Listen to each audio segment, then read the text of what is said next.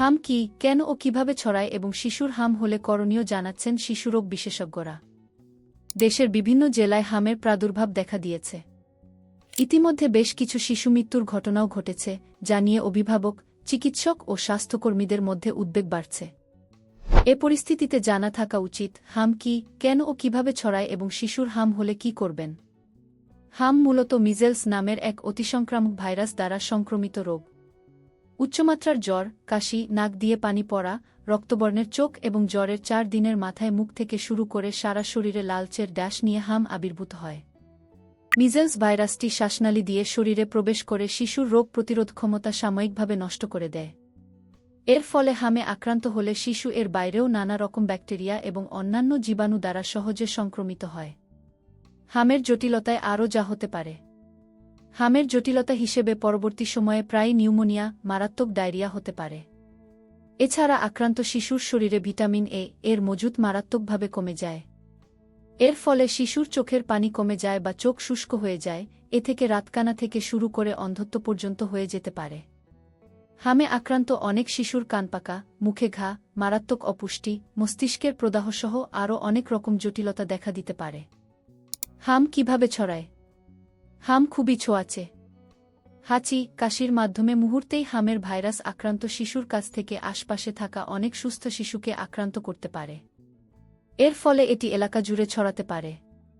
শিশুর হাম হলে কি করবেন অভিভাবকের করণীয়? কোনো শিশুর জ্বর এবং শরীরের ড্যাশ দেখা দিলে তা হাম হোক বা না হোক, চিকিৎসকের পরামর্শ নিতে হবে। শিশুর শরীরের ড্যাশ দেখা দেওয়ার দিন থেকে অন্তত 5 দিন অন্যদের কাছ থেকে আলাদা রাখতে হবে।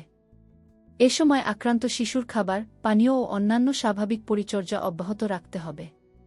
পাশাপাশি চিকিৎসকের পরামর্শ অনুযায়ী অ্যান্টিবায়োটিক সহ তাকে পরপর 2 দিন 2টি উচ্চ ক্ষমতাসম্পন্ন ভিটামিন এ ক্যাপসুল বয়স অনুযায়ী সঠিক ডোজে খাওয়াতে হবে। হামে আক্রান্ত শিশুর যদি কোনো বিপদচিহ্ন, যেমন শ্বাসকষ্ট, বারবার বমি, খিঁচুনি বা নিস্তেজ হয়ে পড়া, চোখের মণি ঘোলা হয়ে আসে বা মুখের ভেতর গভীর ঘা থাকে, তাহলে দেরি না করে হাসপাতালে নিতে হবে। সেখানে শিশুকে আলাদা ওয়ার্ডে বা কেবিনে রেখে প্রয়োজনীয় চিকিৎসা দিতে হবে। যদি হামে আক্রান্ত কোনো শিশুর দৃষ্টি সমস্যা বা দেখতে অসুবিধা হয়, কিংবা চোখের মণি ঘোলা লাগে, তাহলে 14 দিনের মাথায় আরও একটা ভিটামিন এ ক্যাপসুল, মোট 3টি দিতে হবে। টিকা নেওয়ার পরও হাম হচ্ছে কেন? 2 ডোজ টিকা পাওয়ার পরও কেন আবার হামের প্রাদুর্ভাব দেখা দিচ্ছে? এর কারণ, এখনও অনেক জায়গায় অনেক শিশু এই এমআর টিকা পায়নি বা টিকা দেওয়ার জন্য তাকে টিকাকেন্দ্রেই নিয়ে যাওয়া হয়নি, কেউ একটা নিয়েছে। এর ফলে এসব টিকাবঞ্চিত শিশুর আক্রান্ত হওয়ার ঝুঁকি যেমন বেশি, আক্রান্ত হলে অন্যদের মধ্যে ছড়ানোর আশঙ্কাও অনেক বেশি। অনেক সময় টিকা প্রাপ্তের শরীরে আশানুরূপ হাম প্রতিরোধক অ্যান্টিবডি তৈরি না হলেও সে পুনরায় হামে আক্রান্ত হতে পারে। হামের টিকা।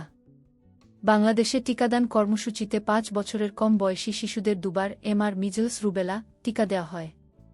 একবার 9 মাস বয়সে আর দ্বিতীয়টি 15 মাস বয়সে। 2025 সালের সর্বশেষ তথ্য অনুযায়ী দেশের 5 বছরের কম বয়সী শিশুদের 88% 2 ডোজ এমআর টিকা নিয়েছে।